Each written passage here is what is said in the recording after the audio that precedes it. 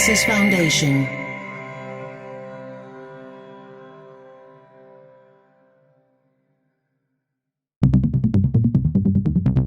Dublab.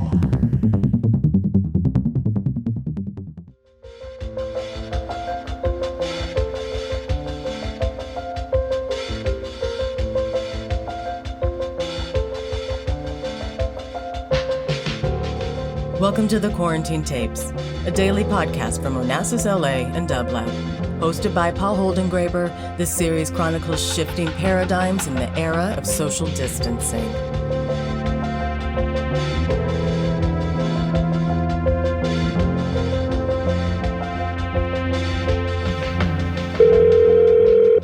Hello? Hello, could I please speak with David Rieff? This is he, Paul. I'm here. David, what a pleasure to have you on the phone. Thank you so much for taking my call, and thank you for being part of the Quarantine Tapes. I'm really delighted that you could find the time. Speaking of time, what have you been up to in the last 3 months, or differently put, how have you been living this moment of quarantine? Well, first of all, I got the virus, so that was all of April. Oh dear. Pretty much. I didn't have it badly enough. The case wasn't severe enough to be hospitalized, but it was quite severe enough. Thank you very much. It's very funny. I said to a friend that, I spent almost 20 years as a war correspondent, but it never occurred to me I might die of asphyxia in my own home. But it's actually considerably better, I think, to take a bullet in the head.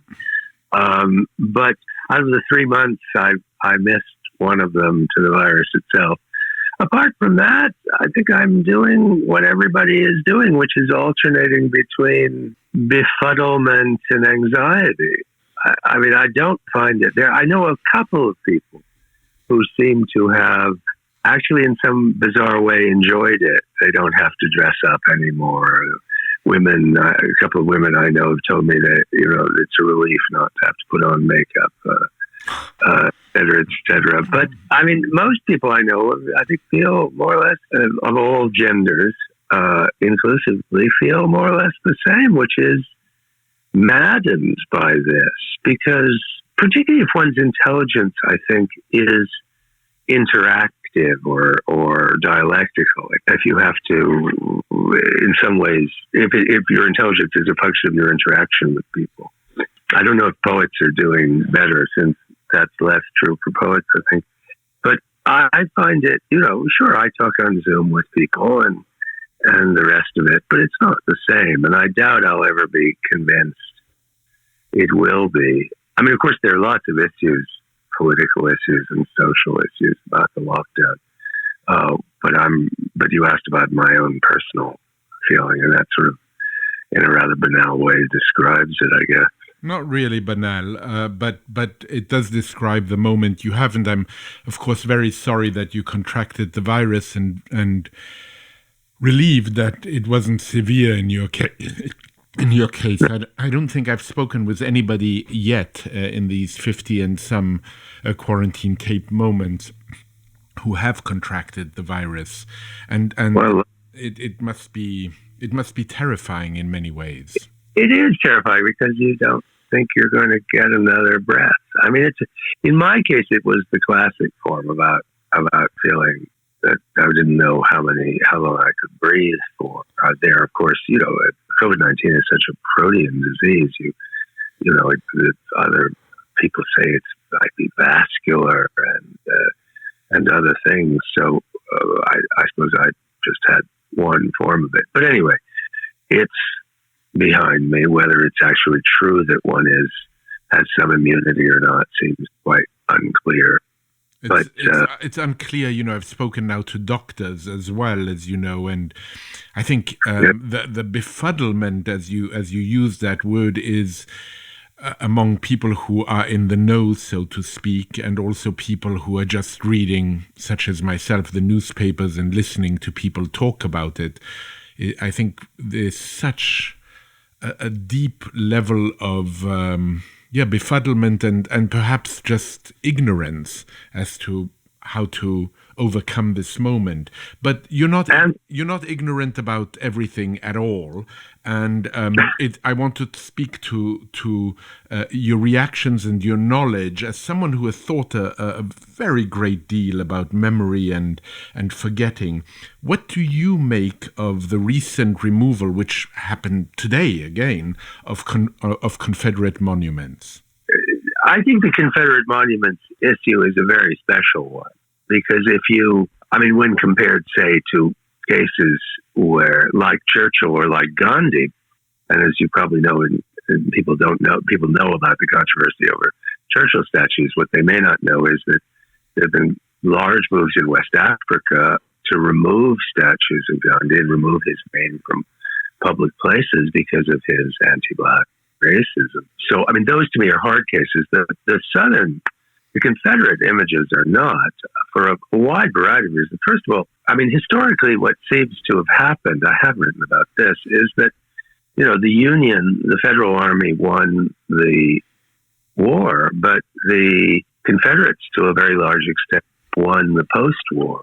Right. And when these statues were erected, many of which weren't erected immediately after the war, went after all the South, some period until it was repealed by President Hayes for rather corrupt political reasons, nothing to do with ideology, ended the Reconstruction. The majority of these Confederate flags and monuments to Southern generals and officers of various kinds are built between about 1880 and the 1920s, which is the time of the toughening of the apartheid system, to use a modern word, in the American South.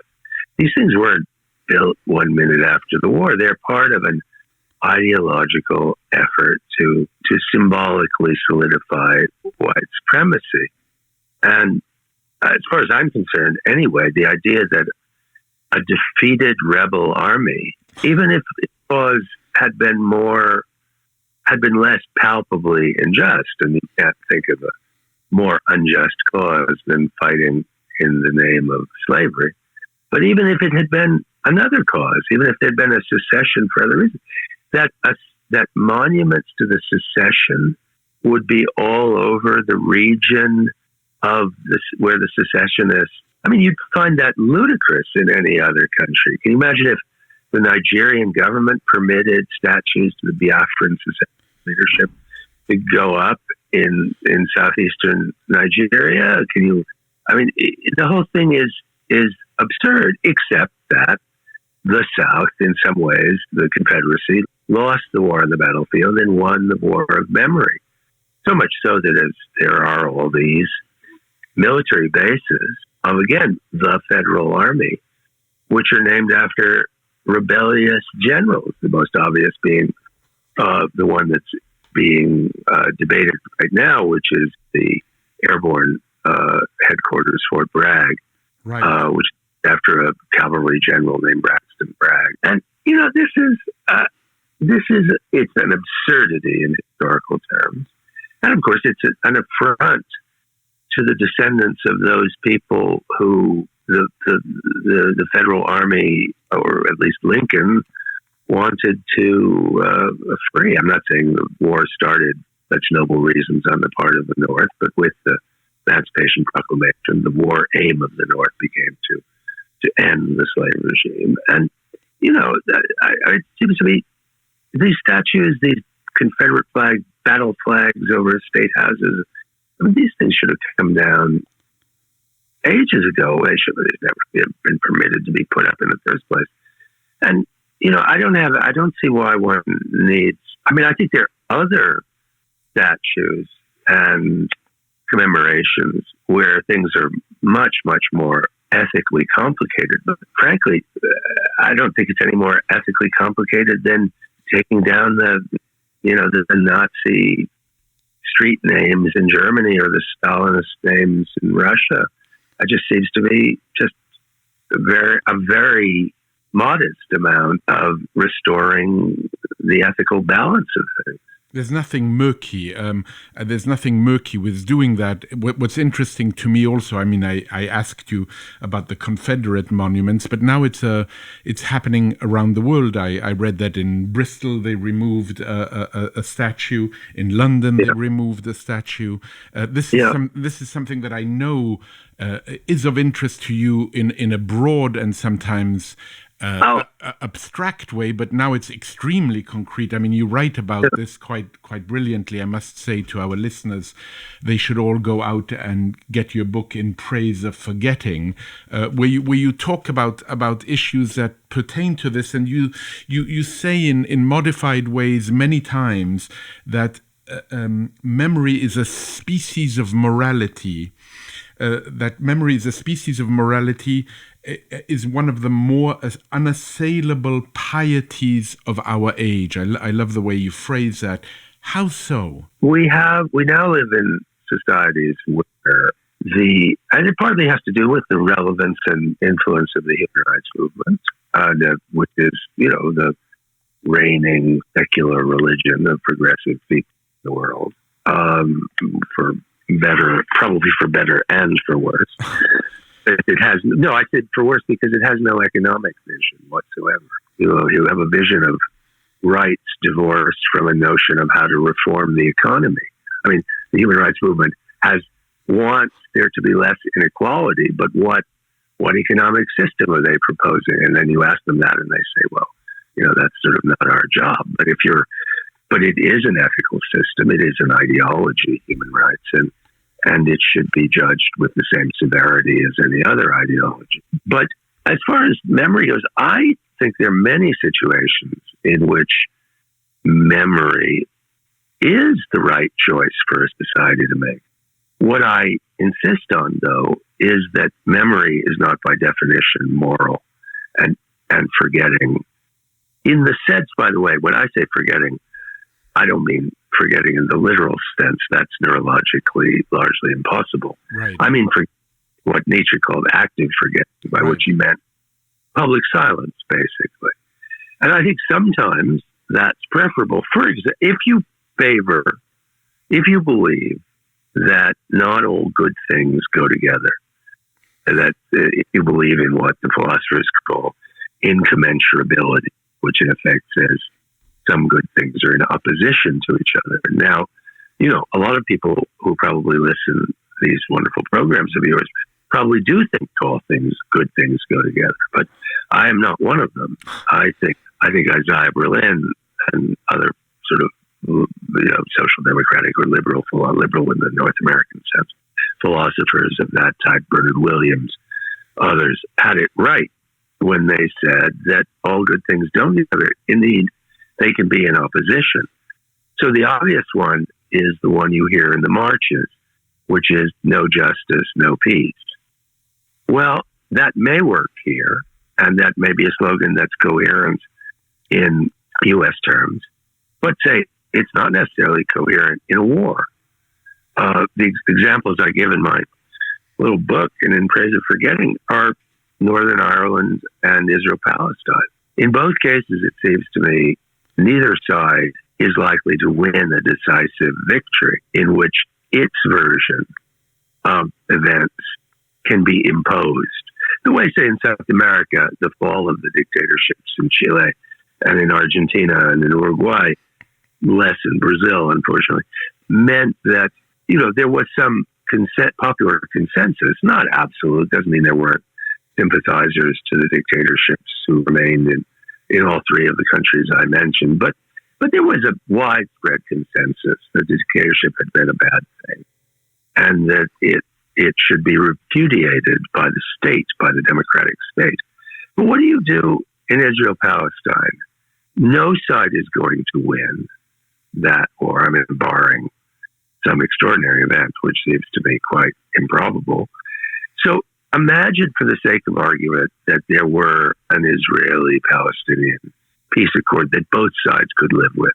I'm not talking about Jared Kushner's preposterous surrender terms to the Palestinians. I'm talking about a deal that a majority of Palestinians, both in Palestine and in the diaspora, could accept.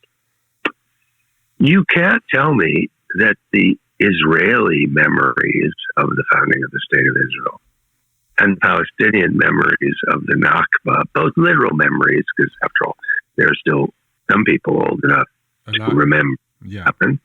But I'm also talking about, the memory that's culturally transmitted, which isn't memory in the neurological sense, but is what they call collective memory, which is, in a sense, the version of events become the dominant view in communities. Imagine, for the sake of argument, you had this peace deal. You can't reconcile the view that 1948 was the founding of our country that we had hoped for so long, and the idea that this was the most terrible day in the history of the Palestinian people, the Nakba. So I don't see how a peace deal can be made where people don't have to, in effect, agree to disagree, which means public forgetting.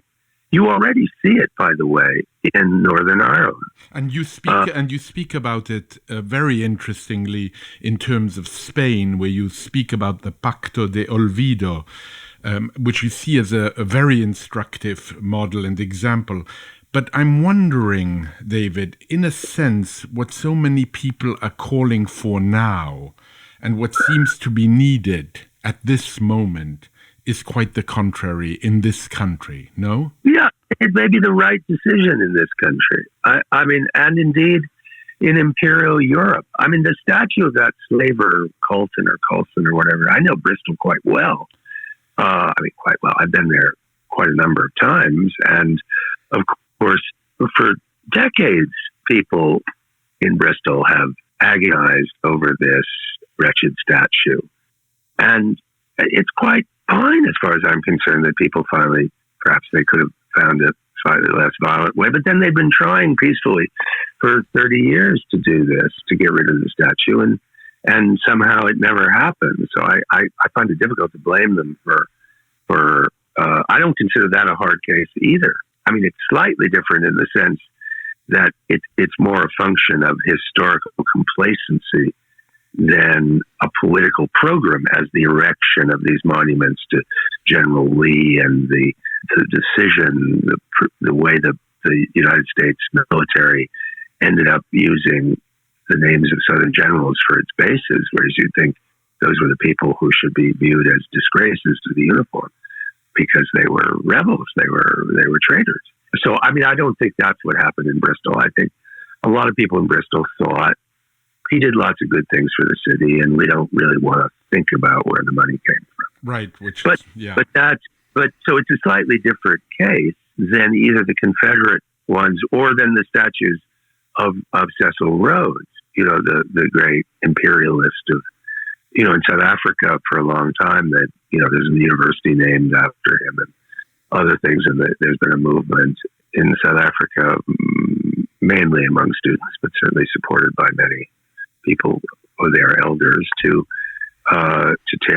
change the name of Rhodes University and to tear down the statues of him. I think that too is a case where it's self-evidently the right thing to do to tear these statues down. The thing I would say though is, and I feel the same way about Leopold the Belgian, that was a génocidaire, as we would say today. But then when you start getting to much harder cases where people had terrible attitudes but did wonderful things. A good example is Gandhi. In Africa, there's considerable controversy over the many monuments that exist about Gandhi, particularly in South Africa, where, after all, he lived, because we know from Gandhi's correspondence and from biographies of him that he was an out-and-out racist toward black people. So, okay, what do you do about that? What do you do about the Gandhi statue in Union Square in New York, which was, by the way, spray painted during the demonstrations, presumably out of recognition that. Now, do you approve of that? Because after all, Gandhi is the figure of liberation of the Indian subcontinent. He is the most important single figure of the long overdue independence of India. Its liberation from tyrannical British imperial rule. So he's both a racist, hates blacks, as he makes clear all the time in his correspondence. And he is absolutely legitimately someone who is the leader of this absolutely great thing, which is securing India's liberation. How do you do that? Do you just going to have statues of this guy in India, but you can't have them in Africa? Do you say he's a bad guy, even if he did a good thing, which tends to be the view that people have. Many people want some of the Churchill things to be torn down. That's what they would say. Churchill did say, the moderate version of this view is, yes, Churchill saved Britain from the Nazis, but he was also a vile racist and an oppressor of the working class and 27 other, an imperialist and this and that. How do you split that difference? And there are lots of people who have statues erected to them who did that. I think I'll give you a cause on the other side. You were talking about the Confederacy before. There are a lot of statues to General Sherman, William T. Sherman, who was a Union general, a federal general during the American Civil War, who basically his army committed an unbelievable number of war crimes as it basically burned its way through the state of Georgia. Sherman even said things like, "We shall visit on the civilian population all the horrors of war." He was quite frank about it. So he was probably the best single general, or at least one of the two or three best single generals, depending on how you view Grant and Sheridan, in the Federal Army. He was also, by modern standards, a war criminal. So should you have a statue to Sherman, or should you tear that down along with Robert E. Lee and Braxton Bragg? There'd be very few statues standing. That's the problem, I want to change the conversation slightly, more than slightly actually, and talk to you about someone that I really, really did not know until I was preparing to speak with you, that you had been in such close proximity with as a young man. Do you know who I'm about to say? I'll tell you. Is Ivan Illich. Who served for you, as you say, as an intellectual model.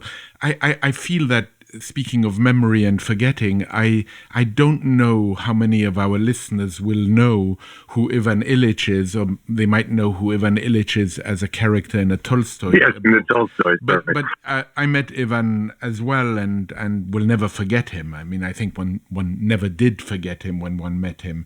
Why did maybe you can very briefly tell people who he was, why he mattered to you, and perhaps why he might matter to you now in the present moment, if that is the case. My life was, Ivan Illich was a Catholic social thinker, a priest, originally from the Dalmatian coast of the former Yugoslavia, and who went to be a Jesuit, and he was I wrote it, by the way, just parenthetically, the only real memoir of someone I've known that I ever wrote, except my mother's death, I suppose. But if you count that, memory, kind of evocation of a character. He was a social thinker. He was a kind of radical. He was thought to be very radical. There are people who are, I think, completely forgotten by the young. But for example, the former governor of California, Jerry Brown, was very close to Illich.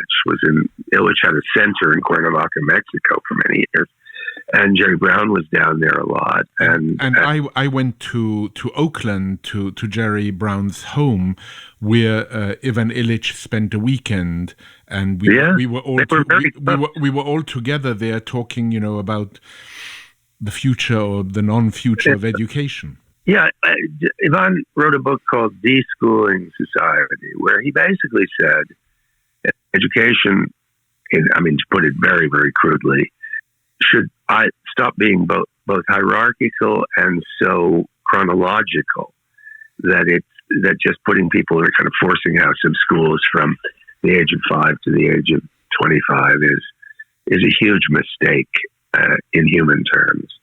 and therefore he called on it. I mean, he was a great critic of bureaucracies and priesthoods. It's sort of interesting for a priest. He wrote a book called Medical Nemesis, which I helped him work on. I was one of his 4,000 secretaries. This was mostly before the computer.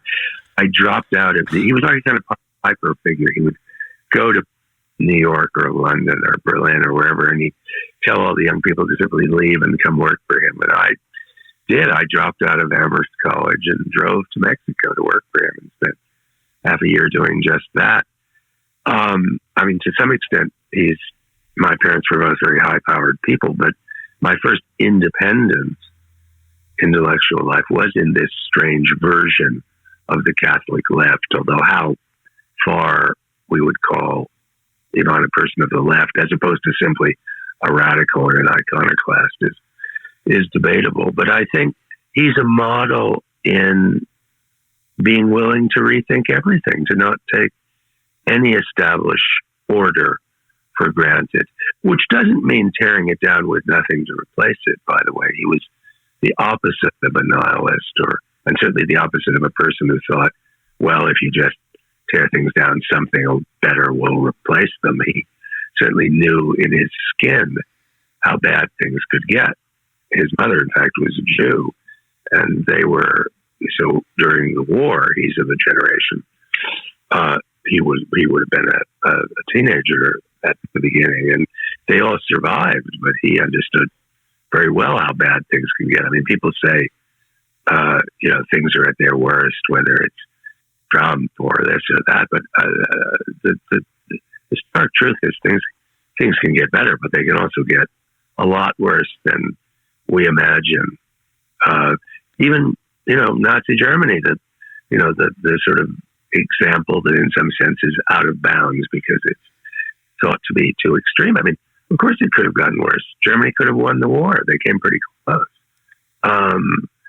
So I don't think Illich thought that for a second, but he had really radical and interesting ideas to think through all of our modern secular priesthoods, which are what he was going after in most of his life. Eventually, the center was closed down, and he spent the last years of his life teaching at the University in Bremen. Hello? Yeah, David. No, it took me a moment.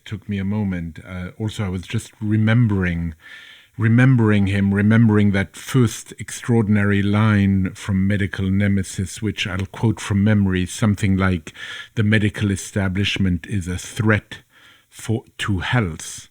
I mean, he was such an amazing man.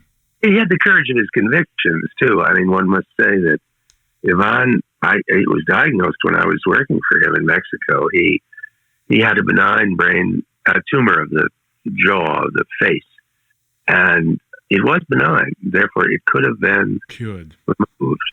And he decided to live up to those principles. And he used to say, "I'm not dying from this tumor, I'm living with this tumor." But of course, eventually he was in agony. He used to, as you may remember, the last 7 or 8 years of his life smoked opium nonstop. I remember smoking with him in New York, and boy, the kick. And I had 3 puffs, and he was puffing away.